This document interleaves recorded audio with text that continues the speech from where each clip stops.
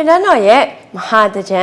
အထူးဈေးရောင်းပွဲတော်ကြီးကိုဧပြီလ4ရက်နေ့ကနေ10ရက်နေ့အထိနေပြည်တော်တပေကုန်းဈေးနားရှိတဲ့ရွှေနန်းတော်ရွှေဆိုင်မှာကျင်းပမှာဖြစ်ပါတယ်။9ရက်အတွင်း9ဓာတ်ကွန်3,900ကန်ထူးခွင့်ရမှာဖြစ်ပါတယ်။ပွဲရက်အတွင်းဝယ်ယူအားပေးမယ်ဆိုရင်ရွှေတဲ့အားပေးရင်9,000ကနေ9သိန်းစိန်တယ်ဆိုရင်1သိန်းကနေ10သိန်းထိမြတ်တာလက်ဆောင်ရမှာဖြစ်ပါတယ်။စိန်တယ်တွေကိုလည်း